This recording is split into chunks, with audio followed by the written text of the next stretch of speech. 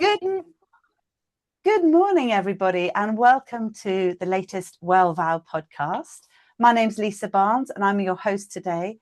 And today we're going to be covering the topic of the vaginal microbiome. I'm delighted to be sharing the mic with Milena Mastroianni, who is a nutritional therapist and specializes in fertility. So over to you, Milena. Lovely to have you on board today. I'm looking forward to being educated. Oh, thank you for having me. It's a topic I really love, and hopefully we'll all have some new learnings and also a bit of fun today. I think it's a topic. So we all have learned about the gut microbiome. Everybody's heard about the gut microbiome. This is vaginal microbiome is something that will be new to many people. So I think this next 45 minutes or so is going to be really educational. I'm thoroughly looking forward to learning myself. Tell me, let's start with you, Milena. What led you to becoming a nutritional therapist? So yes, so I'm a nutritional therapist, and I didn't have any intention of actually becoming a nutrition therapist when I first studied nutrition. I knew that I wanted to learn more about nutrition and about my health in general because I was embarking in my own fertility journey when I started my nutrition studies.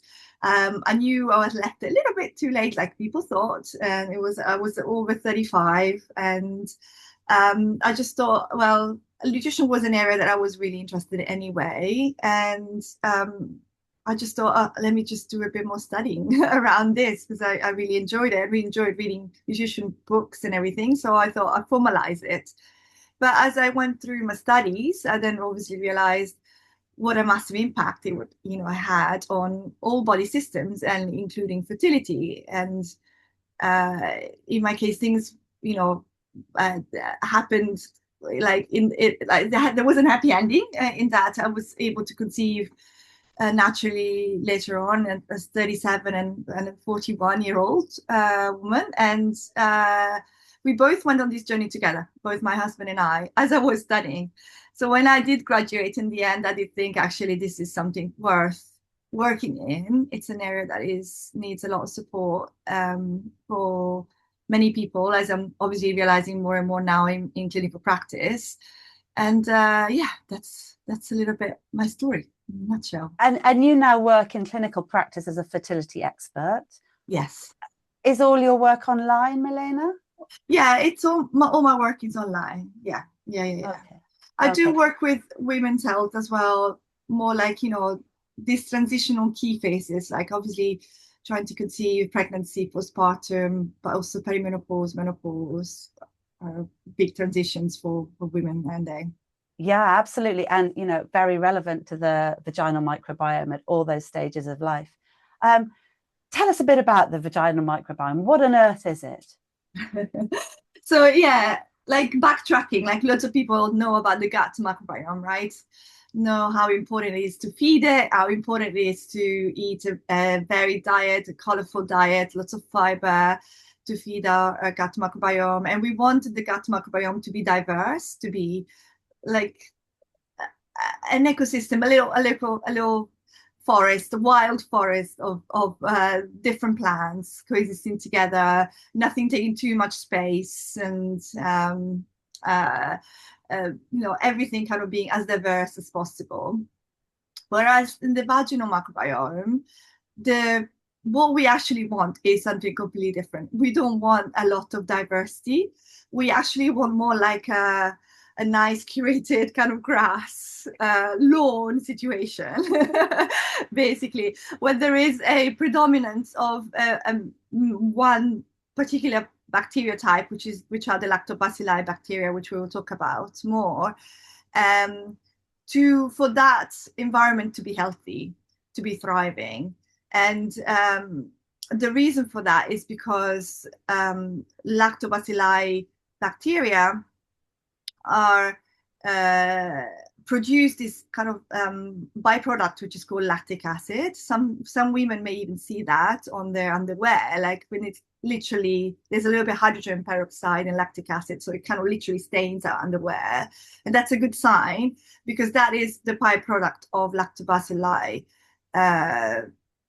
productions, basically, or workings, and that is ultimately what keeps the vaginal environment acidic from a pH point of view, which means it's protected from pathogens coming in, or deterring pathogens from staying in that environment, because we do want more of this kind of acidic pH going on in there. So without testing, most of us wouldn't have a clue what our vaginal microbiome looks like or what's in there. How do we know if we've got a healthy vaginal microbiome? What are the signs that we don't? Yeah, so that's a very, very, very tricky question, because often when it comes to the vaginal microbiome, many people are asymptomatic as well, but many people are symptomatic too.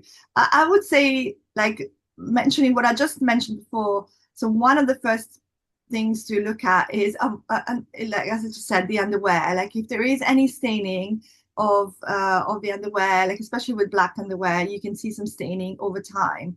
That is a good sign that there is some lactic acid activity there, and therefore lactobacilli population should be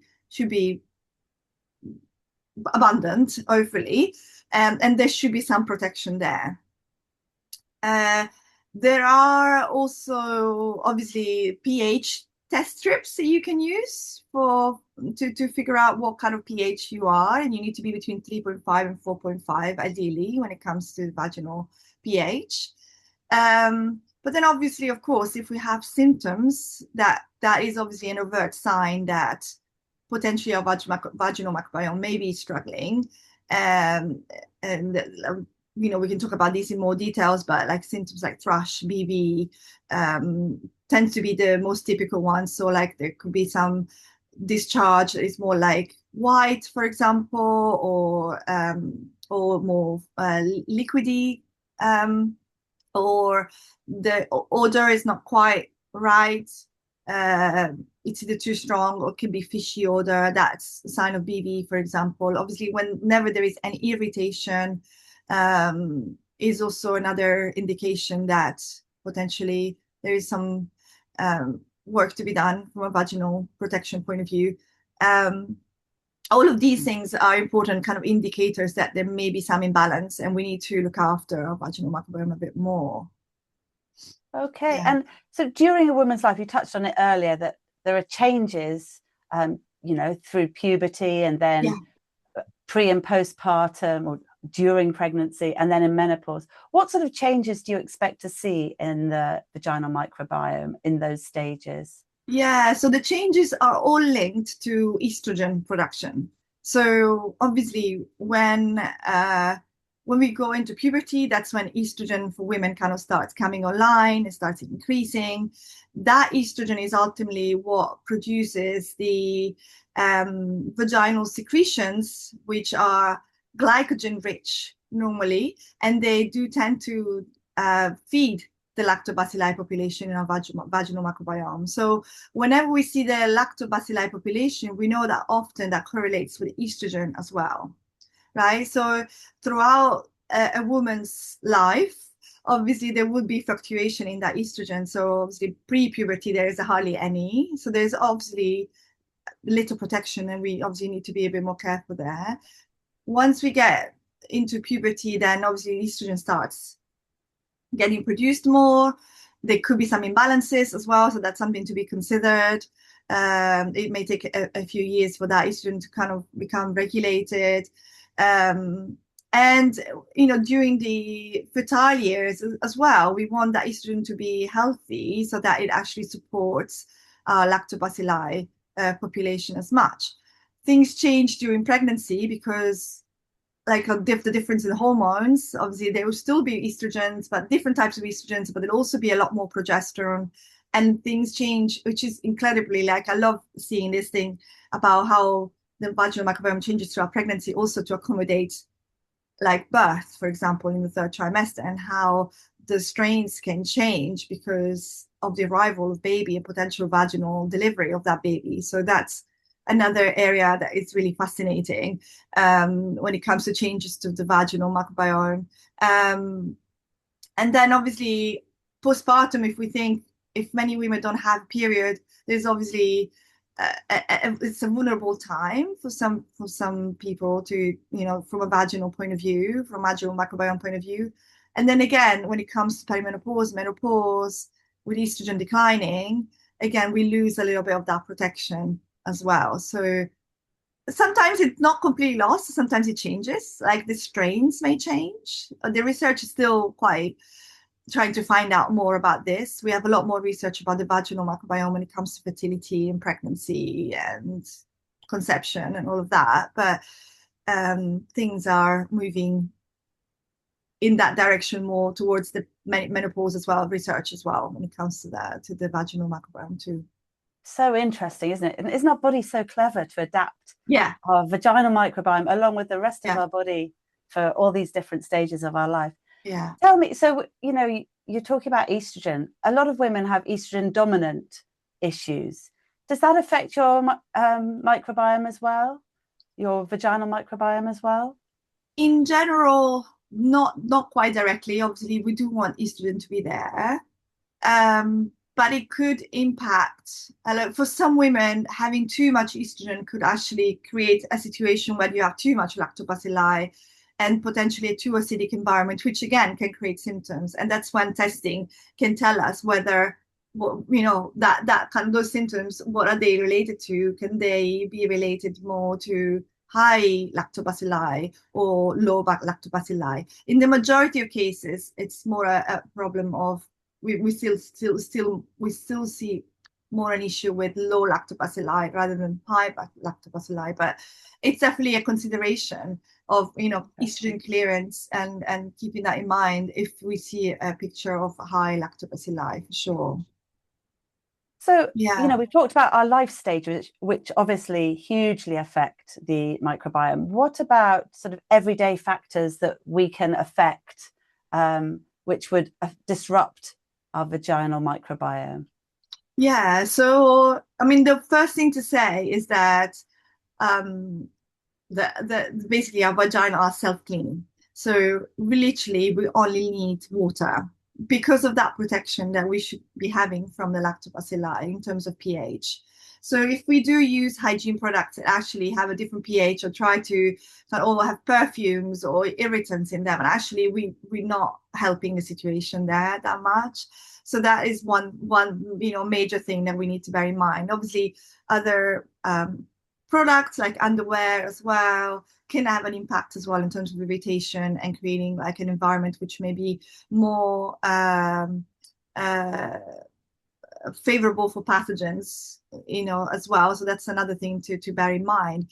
But obviously, stress, the usual things like stress, sleep, um, nutrition, more from the point of view of protecting the gut microbiome, which in turn protects the vaginal microbiome, are super crucial from that point of view as well. So, and on smoking as well, we know there's a correlation with smoking and potential dysbiosis or like imbalances in the vaginal microbiome. So alcohol, unfortunately, as well. So obviously, all those things we normally talk about can impact the vaginal microbiome. And any imbalances in the gut microbiome can also, unfortunately, kind of be creating a situation of translocation from the gut to the vaginal microbiome that could complicate things as well. Not just vaginal, sometimes urinary as well. Obviously, from a woman point of view, those two are kind of like close together as well. It's so Yeah, fascinating, isn't it? We always, one of the first rules of nutrition is everything comes back to the gut. And once again, we're linking the gut absolutely. microbiome with the vaginal microbiome. It's all so linked. Our bodies are so incredible. Um, so, what about hormonal contraception? Do you think that has an impact? That's a great question because obviously then it will depend on which hormonal contraception as well. Uh, but if we think of the contraceptive pill and what it does to our hormones, often flatlined right throughout our cycle, that can absolutely have an impact on our vaginal microbiome as well. So it's something to be considered when it comes to symptoms, for sure. If these are recurrent. Yeah. And I mean, Yeah. we're seeing girls, very young girls, being put on the hormonal contraception from a really early age to manage periods, maybe rather than for to stop a pregnancy. But if they're Yeah. on those from an early age, maybe their vaginal microbiome's never really being populated as it Yeah. should be. Yeah, and then here comes the other question of, obviously, when there is sexual intercourse, then if there is less protection, then there is more of a likelihood of, of potential pathogens coming in and settling in a bit too long in that environment, causing symptoms or not. As I said, sometimes these things are a little bit asymptomatic, and I can see that a lot in clinical practice by um, testing clients, and often there is no symptoms, but there's still potential for dysbiosis or room for improvement when it comes to the vaginal microbiome as well. Yeah. And presumably, most of the clients that you're seeing are on a fertility journey. So they've come to see you probably because they're not conceiving quickly or as quickly as they wanted to. Yeah. So, talk to me about the role of fertility and the vaginal microbiome and the imbalances you're seeing. Yeah, so it goes back to, first of all, that protection piece that we just talked about, right? So the higher the lactobacilli, and also the type of lactobacilli. So we have different types of community state types. This is what it's called in the vaginal microbiome, which means that um, which are basically determined by the type of lactobacilli strains that are present in our environment, in our vaginal environment. So the most kind of favorable type of lactobacilli is called Lactobacilli crispatus, and crispatus is most favorable because we know it does definitely create an acidic pH. It's also quite stable throughout the menstrual cycle, because again we got the fluctuations with the menstrual cycles as well, and it's very protective of the mucosa, the membrane. We want that. We know there are the majority of research when it comes to the fertility and lowering risk of pregnancy loss as well is around this particular strains of lactobacilli and how protective it is. So that we know that there's a lower risk of pregnancy complications with a higher lactobacilli kind of population in the environment, specifically the Lactobacilli crispatus. Then there are different types of lactobacilli. There's Jensenii and Iners, and Gasseri. One or two of them, the Iners, for example, are a little bit less stable in the environment. So when I see that in clients in a fertility journey, we try to shift the environment a little bit more with probiotics, right, towards the crispatus one, the more protective species, as much as possible. And so the idea is that, first of all, starting like to kind of protect that environment, because obviously the vaginal environment is the entry point for the uterine environment. We don't want any translocation of bacteria, pathogens, potentially going into the uterine environment, which is where obviously they cause even more problems. And then the other thing is that the lactobacilli population actually creates a situation of stability when it comes to immunity, when it comes to inflammation. So the presence of these lactobacilli populations actually create a calm environment of everything is safe, everything is fine for conception. And that's what we want to support when it comes to fertility. I mean, these are all very in-depth tests that you're doing that I'm presuming is not usually available on the NHS. Is that correct? Yes and no. I mean, obviously there is a chance of testing through the NHS, right? If there are overt symptoms, it's always recommended to go to your main, GP, and request some sort of testing. The problem with some of the testing available on the NHS is that sometimes it's only culture based. So first of all, sometimes they don't even look at whether there are any lactobacilli. They may be looking at whether there are pathogens. And then if there are pathogens, often it's how they look for them. It's the technology that is used sometimes may not be as accurate as we want it to be when it comes to the vaginal microbiome, because some bacteria do not culture, do not grow in a in a kind of environment. So we will not be able to see them. And often we miss cases where there are indeed pathogens, but actually are not detected. But it doesn't mean that it's not always the case. Obviously, there these kind of symptoms like thrush or BV are pretty common and testable symptoms that also the GP can start doing something about. So I don't want to stop anyone from not going to the GP for testing these things. But the nice thing about this research that is really coming out in the last 5 years is that technology is evolving when it comes to testing as well. So initially we did a lot more PCR testing on the vaginal microbiome, and so we could see what the key species were, whether they were there and what they were and what levels. But now there is also next generation sequencing testing when it comes to the vaginal microbiome. So we're able to look at the whole microbiome as a whole, not just specific species. And we're able to look at the relative presence, so the percentages, like as if it was a pie chart of the lactobacilli or other bacterial species present in the vaginal environment, which gives us a lot more information as opposed to yes and no, there is something. Of course. And so, I mean, usually if you see a woman who comes in for fertility advice and help, would you normally see her with a partner as well if she has a partner? Yes. And is there a similar seminal microbiome that we talk about? Yeah, absolutely. So that's the other thing. Obviously, when it comes to fertility, then the the environments kind of talk to each other as well, right?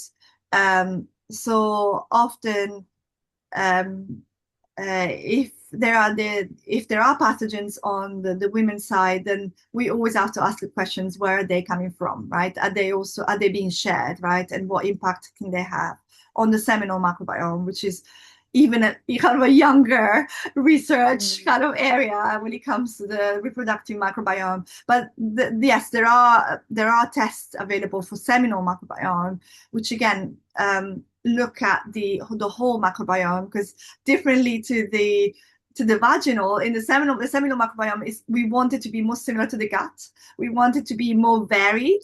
We don't want to have we can have some lactobacilli in there, but don't want to have a dominance of lactobacilli in the seminal microbiome because of that pH component.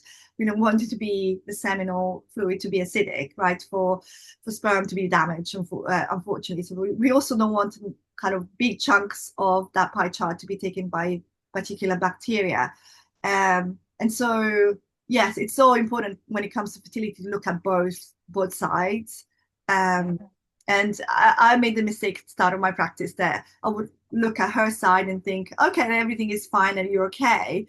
But actually often she was fine because she was protected, but there was still something to be looked at on his side, which may have made things more challenging when it comes to sperm quality, sperm health, DNA fragmentation. So it's always, I've learned that lesson now, and it's so important to test on both sides regardless. Basically. So would you, as a matter of course, test all your patients as they come in? Would that be? I highly recommend that to most of my patients. Obviously, there are finances and things to be considered as well, but I do highly recommend it to all of to pretty much all of my clients. It's almost like one of the biggest kind of check boxes where we want to rule out or rule in kind of when it comes to their fertility journey. So yeah. So what about miscarriage? We've talked sort of about being unable to conceive or struggling to conceive to start with. What about miscarriage? Is there any link to the vaginal microbiome or the seminal microbiome and miscarriage? Yes, absolutely. So that's a great question, because that's exactly what Tommy, the miscarriage charity. So Tommy did a research study already like 3 years ago now. I think it was quite pivotal and quite a big highlight when it comes to the vaginal microbiome, where they actually looked at their population of their cohort where women had suffered miscarriages, sometimes multiple miscarriages, and they tested the vaginal microbiome for these women. And what they found was that there was a higher risk of miscarriages when the vaginal microbiome environment was not protected by abundance of lactobacilli. So the lower the lactobacilli, the higher the risk of miscarriages. Right. So that was a massive kind of piece when it comes to the research, and obviously solidifying what we know about the vaginal microbiome. And then the other side of the picture is, if then there is this picture of reproductive microbiome being shared, and if there isn't a predominance of lactobacilli, what is there instead, right? Are there any pathogens, and are these pathogens shared with a male partner? And if they are, how much do they affect DNA fragmentation of the sperm, which is ultimately what is so important when it comes to conception and creating a kind of an embryo that is genetically solid and strong, right? So often we see with miscarriages that DNA fragmentation, we're seeing more and more research finally is getting more and more kind of recognized as well from fertility clinics as well, that DNA fragmentation is a massive factor, right? If it's high in the sperm, it can absolutely impact the risk of miscarriage. And if that DNA fragmentation is caused by a pathogen, which is in the seminal microbiome, which can happen, it could be one of the components, then obviously we want to address that. Wow, how interesting, and what amazing advancement in the last few years we're seeing in all this. Isn't that things incredible? are really moving super fast. It's incredible. Like I mean, I think back in my fertility journey all those years ago, I suffered miscarriages and nobody took any notice. It was just move on, try again. No, but isn't it wonderful that we're getting all this research now, and people are understanding how traumatic a miscarriage is, and the fact that you could then do some testing and work it out and avoid another one is just fantastic. Yeah, absolutely. I mean, of course, it's also multifactorial, right? So multifactorial. How do you know what I mean? That. There's different factors, right? But obviously the microbiome is a big piece now, and it's a piece that we never talked about before. Which is incredible. Yeah. So if a client of yours is low in the lactobacilli bacteria, would you recommend probiotics? Would that be? And can you take them orally, or are they vaginally usually? And does it matter? Yeah, that's a great question, because I mean, at least in the UK, up to a couple of years ago, there was really a low availability of probiotics that was specific to the vaginal microbiome, and they were local, like in the form of pessaries, for example, right? So most of the products were oral probiotics, which are still very helpful because there would be a translocation from the gut to the vaginal environment, especially of specific strains. Like if we are taking oral probiotics of those specific vaginal strains that I talked about, for example, the Lactobacilli crispatus, the Gasseri, Gentani, those are specific to the vaginal microbiome. So when they translocate from the gut to the vaginal environment, hopefully they stay in there for a bit. Obviously, they don't stay forever, but they stay in there for a bit, and they exert that protective function that we talked about. So oral probiotics are still very helpful, and they're obviously absolutely the first kind of thing to do. But in certain cases where we want to really support the reinoculation or repopulation, or if we need to take antibiotics because of pathogens, then obviously the local route of pessaries, vaginal probiotics pessaries, would be even more helpful in terms of because it's more direct. So there are obviously products available that do that, and that's part of my toolkit in terms of what recommendations I give based on what we see in the results as well. What are your other recommendations that you're frequently using supplements, nutritional recommendations for a healthy vaginal microbiome, for the best outcomes for fertility? Just overall, what are the main advice that you're giving? Yeah, so it's so first of all, we talked about it briefly. So first of all, like looking after our gut microbiome, right? So the more our gut microbiome is diverse and full of its own beneficial species, the more kind of the less translocation there is of pathogens into the vaginal environment. That's one big piece, right?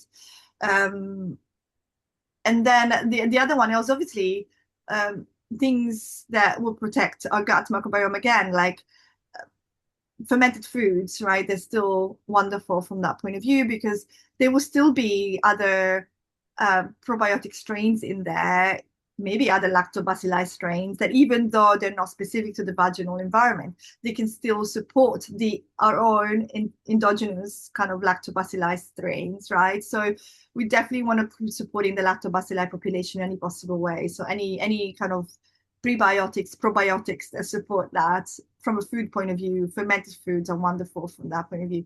Then it's always important. Um, stress, absolutely important. Obviously, if it impacts your hormonal profile, if it impacts estrogen and it impacts ovulation, obviously that will also impact your lactobacilli population.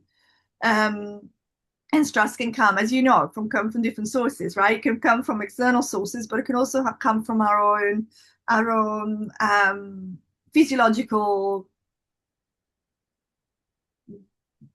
factors, right? Like blood sugar management, which is obviously a bigger one as well, which we absolutely want to control as well when it comes to the vaginal microbiome. To reduce thrush, for example, so we want low amount of sugars in our diet. Not saying low carb, I'm just saying just being mindful of excess kind of sugars that can also be feeding candida, for example. Again, another component of the vaginal microbiome we want to keep there, is there, but obviously keep at bay as much as possible. Mm-hmm. Yeah. And I mean, you touched on it earlier, but sort of things like lubrication that, yes, you know, if you go into Boots these days and you can have every flavor under the sun, keeping well clear of all that, and sort of douches and things, which back in the absolutely, 80s and 90s, everybody thought was what you were meant to be doing. Presumably, you don't want to be doing any of that. Yeah, absolutely. And the other thing is obviously menstrual products as well, right? And trying to get organic cotton or bamboo products, you know, for that, from that point of view. Even being very careful when it comes to hygiene if you're using menstrual cups, because again, they need to be sterilized so that we don't translocate and we don't continue kind of a cycle of potential pathogens if there are any in there. So yeah, it's and as you said, like anything, douches, perfumes, any kind of products that are supposed to deodorize or anything like that, absolutely not. Not helpful. I mean, I was completely shocked the other day to find out that some brands of tampons have bleach in them, and you just think, oh my goodness, you know, this is for a week, once a month, we're putting bleach into our vaginas. That, you know, really, this is something that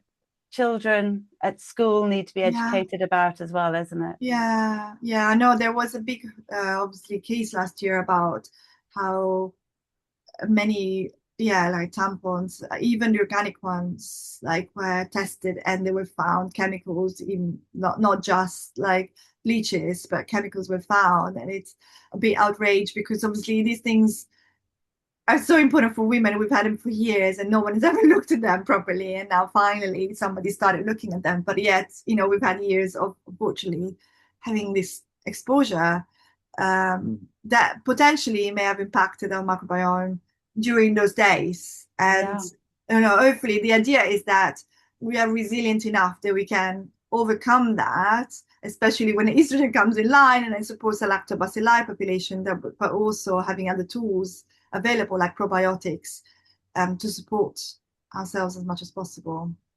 Yeah, fascinating. Is there anything else that you think we should all be educated about today before we go on to some myth bustings and quick fire questions? I mean, I think it's for me, the important thing is to consider is that obviously I do work with the vaginal microbiome and the reproductive microbiome in general a lot for fertility. But I think it's for me is the fact that actually it's especially when there are symptoms and these symptoms are recurrent and not, as I said, not just vaginal, but maybe urinary symptoms as well. Yeah. They're very much very correlated to each other, those two microbiomes. Um, that this is part of women's health, right? This is part of our quality of life.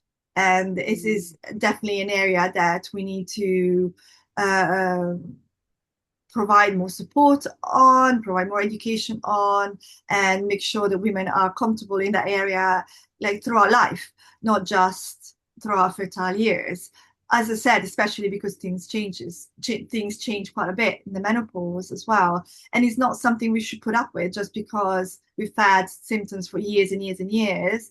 When there is always something we can do, basically. So hopefully that's the message. There's hope. There's Yeah, hope for there us is hope. all. Isn't Yeah. that great? Yeah.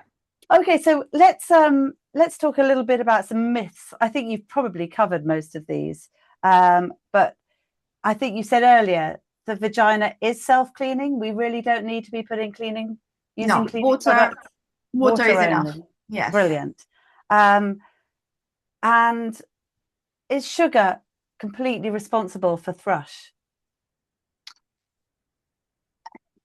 I mean, again, like we need to put this into a picture, but obviously high sugar diets could be feeding candida, and then again, this candida could be coming, we could be feeding candida in the gut, and then therefore that there's that translocation in the vaginal environment. Is it always the case? Probably not. And obviously, the odd piece of cake is not going to necessarily, create a massive problem. It's obviously what we do every day. And if we are predisposed to certain infections or symptoms, it's something to be absolutely aware of. Okay. Yeah. So one thing that every woman should know about their vaginal microbiome. Oh, that it's protecting you, Ah, basically. Just like all the other microbiomes, I would say, right? Skin microbiome or gut microbiome, right? The more we protect these microbiomes, the more they protect us, it's right? our friend. They're friends, absolutely. Yeah, we need to think about how do we protect them? How do we feed them? How do we, yeah, the little pets that we want to make sure. So what is the biggest misconception about vaginal health? Well, obviously, initially we thought the vagina was sterile, right? And we had to clean it and everything. And the biggest misconception is that it's not that there obviously there is an ecosystem there that we need to support. And also, as I said before, that potentially if there are symptoms, they've always been there. That this is a situation that you need to put up with, which is absolutely Yeah. not. Yeah. So true. The biggest mistake women make when trying to improve their vaginal health? So obviously, which there is a lot more awareness about it now, which is brilliant. Like that's how we women are like researchers, like it's how it should be, and there's a lot more information about it. There are a lot more different types of testing that can be done as well, and obviously, yeah, products are there as well, kind of marketing how important it is to support the microbiome. I think I would say that, like, obviously, trying this is not a problem. If when they help you, well done, like, great. But if they don't, absolutely seek for more specific information, like whether that's testing and really finding out more about what your actual vaginal microbiome makeup is, because ultimately is by knowing what type of lactobacilli population is present in your environment that can then give you information about which products are Yeah. most appropriate for you, basically. So you're not saying that if somebody's about to embark on a fertility journey, not knowing what their vaginal microbiome health is like, you're not saying go out and straight away opt for a probiotic. You're saying test before. You don't Ideally, just generically take a probiotic and hope. Yeah. That's a good Ideally, advice. Yeah. Okay. If listeners have heard so much information from you today, Milena, if there's just one thing they take away from this conversation, what would it be? Putting you on the spot now. Yes, indeed. I think I know what I'll tell you what I'm taking away, and that is absolutely water is all you should be cleaning with. I think that's a really, there's so many products out there that are marketed to women to make them smell better. And I think that is a huge takeout for me. That absolutely, that's not what we should be spending our money on. And also, as I said, it's just that my hope is that we talk about this stuff more, like we normalize it more. Like unfortunately we don't, and also kind of advocate for ourselves as well more. So if there are recurring symptoms, or if there's a continued struggle, specifically, or again from a fertility point of view, things are not quite happening as fast as you want them to be, then basically seek help and try to investigate things more from that point of view. And maybe earlier than you would get help from the NHS, because there's quite a, they have put a quite long time frame on it, don't they, before they're going to particularly investigate. I mean, that would be my dream, right? If we all did it, like say, if we all did it like if we all prepared as if we were preparing for a wedding, right? We prepared for why not? Right, for conception in the same way, or in general just being very curious about our own health. And perhaps we should allocate some wedding budget towards fertility budget. Yeah, absolutely. Milena, you've just been brilliant today, and I think so many people have got so much they can learn from you. Where can people find you? Obviously, we can find you on the Welvow portal, which is www.welvow.com/practitioners, then Milena Mastroianni. Mastroianni, spelled Mastroianni. We'll put it in a link. We'll put a link so anybody can find you there. Have you got social media or a website that you? Yes. So my website is rootandleafnutrition.co.uk. We'll put that in the link as well. We'll put that in the link. And .com actually, and my Instagram handle is rootandleafnutrition, rootandleaf.nutrition. So you can. And one final question before we leave to go and enjoy the rest of this sunny Friday: are you currently working on anything exciting that we would like to know about? Or are you aware of any work going on that you're interested in? No, not currently. So I am actually reviewing my own little kind of group program, which is called Fertility Decoded. And hopefully I'll be relaunching it soon, because again, so much information it needs to be updated, right? Throughout the research happens, especially with this vaginal microbiome. There is definitely a module on the vaginal microbiome. And there are also modules on blood testing, seminal microbiome, or male fertility, but watch your space. It's not wonderful. It's not quite ready to be launched yet. And if people following you through Welvow will be able to find out more about that, because I'm sure you'll be uploading blogs and things when something's available for us to know about. Indeed, yes. Milena, thank you so much. It's been wonderful chatting to you. Thank you so much. Thank you so much for inviting me. It's been really lovely. It's lovely to chat to you, and we hope to do a repeat sometime. Yeah, take care. Absolutely. Thank you. Take care.